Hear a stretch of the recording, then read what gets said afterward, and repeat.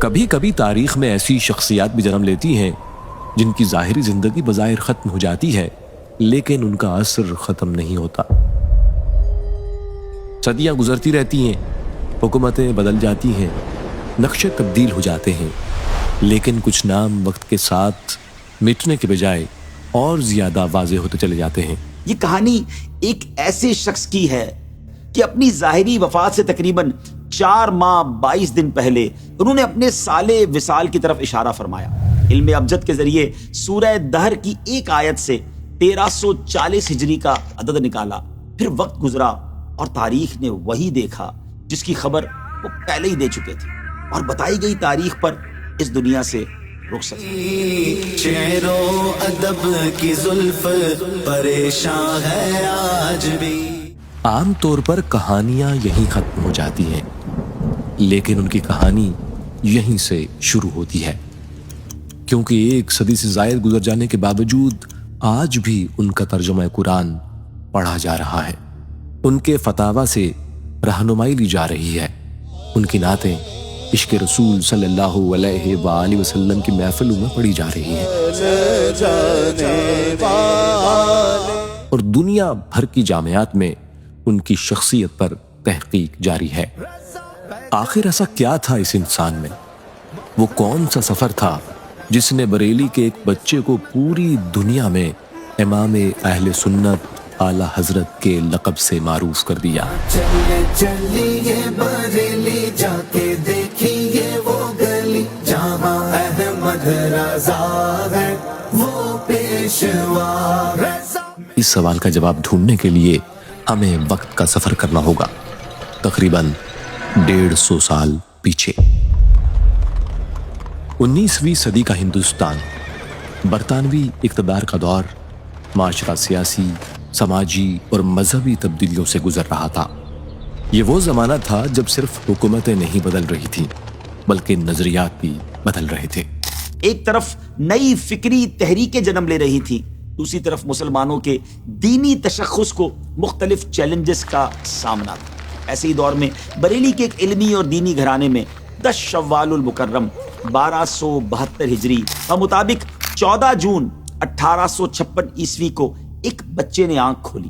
ابتدائی طور پر اس کا نام محمد رکھا گیا، لیکن کچھ ہی عرصے بعد اس کے دادا حضرت مولانا رضا علی خان رحمۃ اللہ تعالی نے اس کا نام احمد رضا تجویز کیا۔ آیا تو ذیشان بن کر اے امام محمد رضا۔ اس وقت شاید کسی کو معلوم نہیں تھا کہ یہی انعام آنے والی صدیوں میں علم، فقہ اور عشق رسول کی پہچان بن جائے گا۔ احمد رضا رحمۃ اللہ تعالی کا گھر صرف ایک گھر نہیں تھا، وہ علم کا ایک انسٹیٹیوٹ تھا۔ والد رئیس المتکلمین مفتی نقی علی خان رحمۃ اللہ تعالی اپنے زمانے کے ممتاز ترین اسلامک اسکالر علماء میں شمار ہوتے تھے۔ گھر میں گفتگو بھی علم کی ہوتی، بحث بھی علم پر ہوتی، اور تربیت بھی علم کے سائے میں ہوتی تھی۔ شاید یہی وہ وجہ تھی کہ جس عمر میں بچے الفاظ جوڑنا سیکھ رہے ہوتے ہیں، اس عمر میں امام احمد رضا قرآن سے اپنا تعلق مضبوط کر رہے ہیں۔ صرف 4 برس کی عمر میں ناظرہ قرآن مکمل کر لیا۔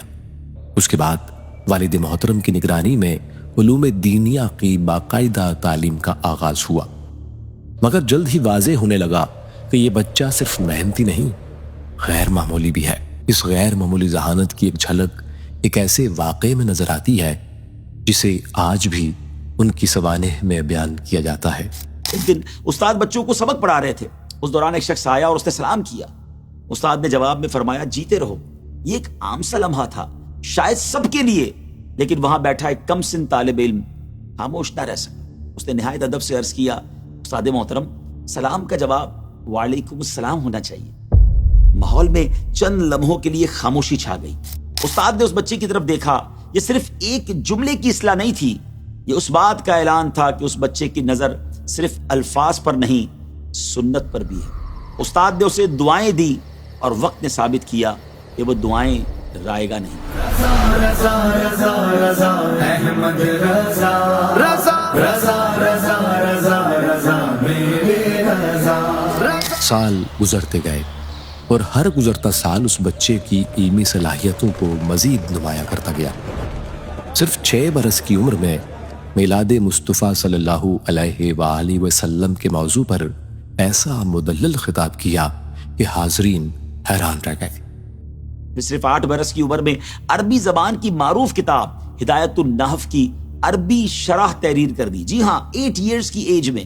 یہ وہ عمر ہوتی ہے جب عام بچے بنیادی تعلیم حاصل کر رہے ہوتے ہیں، مگر امام اہل سنت امام احمد رضا خان رحمۃ اللہ تعالی علیہ نے 8 سال کی عمر میں آپ شرح لکھ رہے تھے اور فقہ و اصول فقہ جیسے دقیق علوم میں دلچسپی لے رہے تھے۔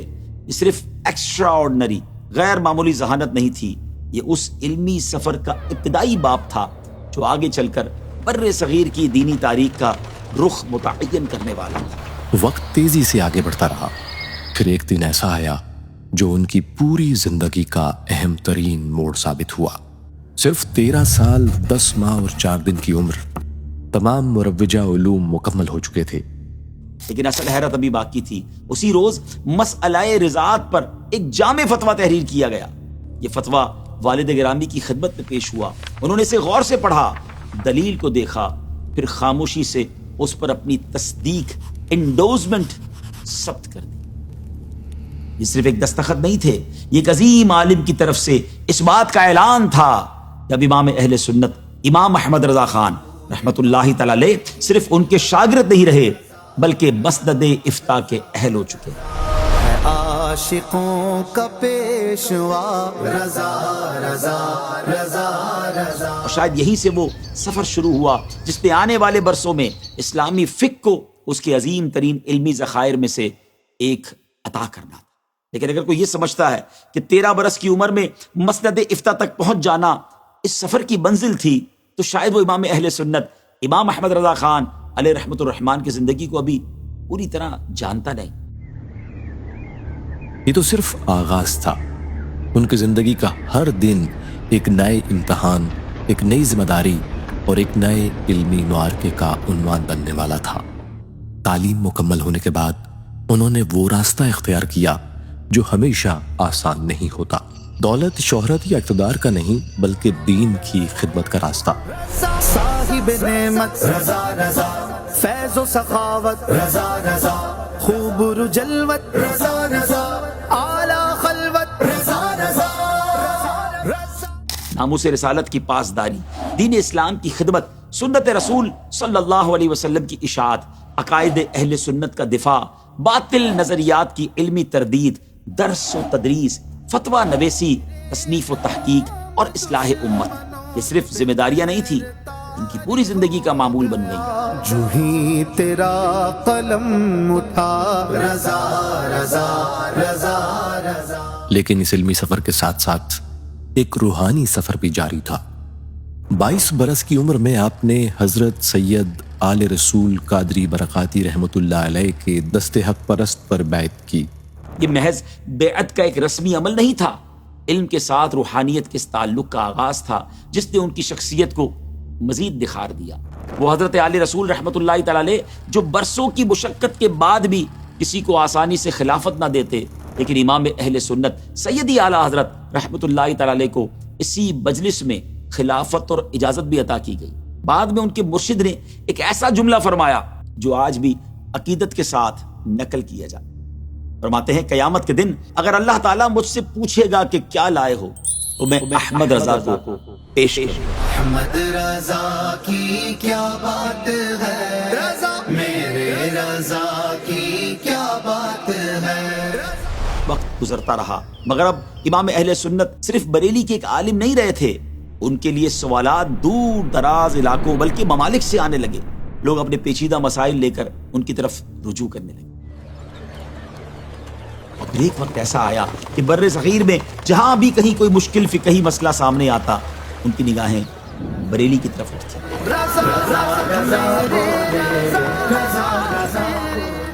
یہ اس لیے کہ ان کی بہت سی بڑی خصوصیات میں سے ایک خصوصیت یہ بھی تھی کہ وہ صرف جواب نہیں دیتے تھے، اسے دلیل سے مزین کرتے، حوالہ دیتے، قرآن سے استدلال کرتے، حدیث سے رہنمائی لیتے، ائمہ فقہ کے اقوال پیش کرتے اور پھر ایسا جامع جواب دیتے کہ مسئلہ صرف حل نہیں ہوتا تھا سمجھ بھی آ جاتا اور اس کے ساتھ ساتھ کئی سوالوں کے حل میں بھی معاون بنتا، اور یہی انداز آگے چل کر ایک ایسے علمی خزانے کی بنیاد بنا جسے دنیا فتاوی رضویہ کے نام سے جانتی۔ تیرے قلم کی کیا بات ہے۔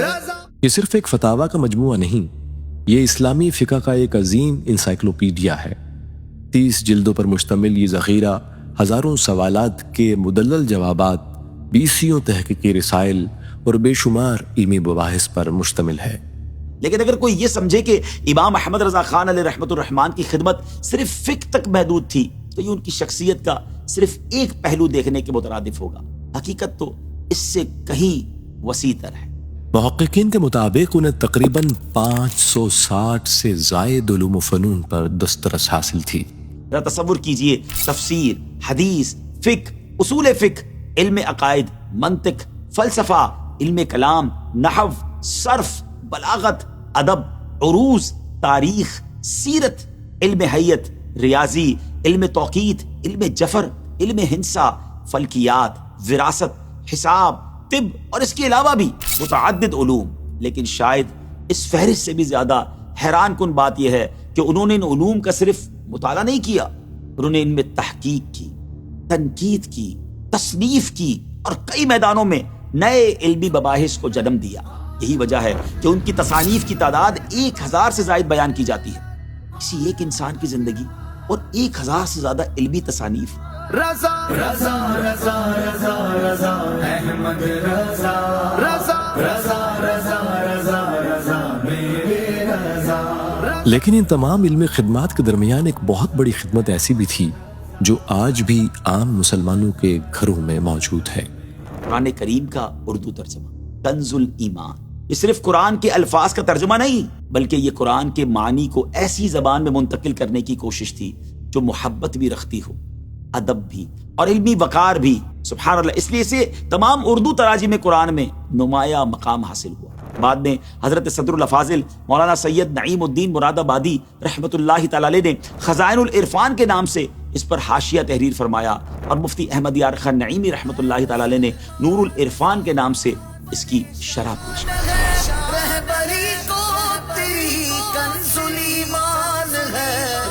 یہ سب اس بات کی دلیل ہے کہ کنز الایمان صرف اپنے دور کا ہی ترجمہ نہیں بلکہ بعد کی علمی نسلوں کے لیے بھی ایک مضبوط بنیاد بن گیا ہے۔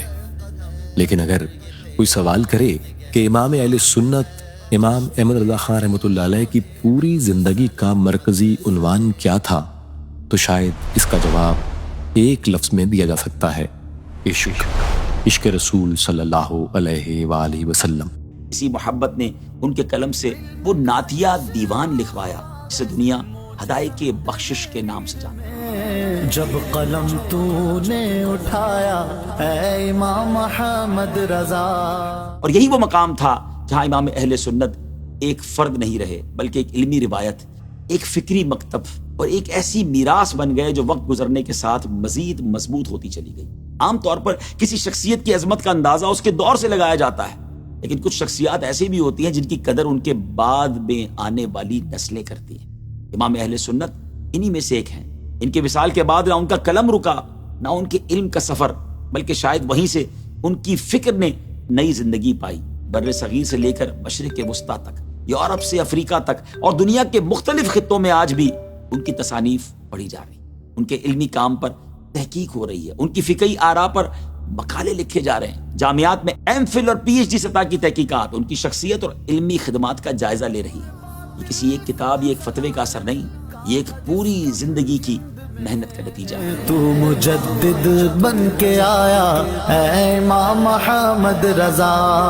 اس علمی ورثے کو نئی نسل تک پہنچانے میں دعوت اسلامی کے علمی و تحقیقی ادارے المدینۃ العلمیہ نے بھی نمایاں کردار ادا کیا۔ اعلیٰ حضرت کی سیرت، ان کے افکار، ان کی تصانیف اور ان کی علمی خدمات پر متعدد کتب، رسائل، بیانات اور تحقیقی پروگرام تیار کیے گئے تاکہ ایک نئی نسل اس عظیم علمی سرمایہ سے براہ راست واقف ہو سکے، کیونکہ قومیں صرف اپنے ماضی پر فخر کرنے سے زندہ نہیں رہتی، وہ اپنے ماضی کو سمجھنے سے زندہ رہتی ہے۔ اور امام احمد رضا خان علیہ رحمۃ الرحمان کا مطالعہ دراصل بر صغیر کی علمی تاریخ کے ایک نہایت اہم باب کا مطالعہ ہے۔ وقت نے اپنی رفتار جاری رکھی اور پھر زندگی اپنے اختتام کی طرف بڑھنے لگی، لیکن جیسے ان کی پوری زندگی غیر معمولی تھی ویسے ہی اس زندگی کا ایک آخری باب بھی غیر معمولی ثابت ہوا۔ اپنی ظاہری وفات سے تقریباً 4 ماہ 22 دن پہلے انہوں نے اپنے سال وصال کی طرف اشارہ فرمایا، اور پھر وہی سال آیا، وہی تاریخ آ گئی، اور امام اہل سنت امام احمد رضا خان رحمۃ اللہ تعالی علیہ اپنے رب کریم کے حضور حاضر ہوئے۔ خدمت دین ان سے لی ہے کیسی رب نے واہ واہ ہے۔ بظاہر ایک سفر ختم ہو گیا، لیکن حقیقت میں ایک نیا سفر شروع ہوا، کیونکہ بعض لوگ اپنی زندگی سے زیادہ اپنی میراث کی وجہ سے زندہ رہتے ہیں۔ وہ اپنے شاگردوں میں زندہ رہتے ہیں، اپنی کتابوں میں زندہ رہتے ہیں، اپنے افکار میں زندہ رہتے ہیں، اور ان دلوں میں زندہ رہتے ہیں جنہیں وہ علم، کردار اور محبت کا راستہ دکھا جاتے ہیں۔ امام اہل سنت امام احمد رضا خان بھی انہی شخصیات میں سے ایک ہے۔ اسی علمی و فکری تسلسل کو دور حاضر میں شیخ طریقت امیر اہل سنت حضرت علامہ مولانا محمد الیاس عطار قادری دامت برکاتہم العالیہ نے دعوت اسلامی کی صورت میں ایک عالمی تنظیم بنا دیا۔ دعوت اسلامی اعلیٰ حضرت کی تعلیمات کا عملی مظہر ہے، جہاں قرآن و سنت کی تعلیم، عشق رسول کا فروغ، اصلاح اعمال، دعوت و تبلیغ، مدارس و جامعات، حفظ و تجوید، دارالافتاء، تصنیف و تالیف اور دنیا بھر میں لاکھوں مسلمانوں کی دینی تربیت کا عظیم الشان سلسلہ جاری ہے۔ یوں کہا جا سکتا ہے کہ اعلیٰ حضرت کے قلم سے جو فکر و پیغام امت تک پہنچا، امیر اہل سنت نے اسی فکر کو دعوت اسلامی کے ذریعے عمل، دعوت اور تربیت کی صورت میں پوری دنیا تک پہنچانے کا مؤثر اور منظم اہتمام کیا ہے۔ اللہ تعالی ہمیں ان کے علم، ان کے اخلاص، ان کے کردار اور عشق رسول سے حصہ عطا فرمائے، آمین۔ احمد رضا کا تازہ گلستاں ہے آج بھی، خورشید علم ان کا درخشاں ہے آج بھی، سب ان سے جلنے والوں کے گل ہو گئے چراغ، احمد رضا کی شمع فروزاں ہے آج بھی، خدمت قرآن پاک کی وہ لاجواب کی، راضی رضا سے صاحب قرآن ہے آج بھی، قرآن ہے آج بھی۔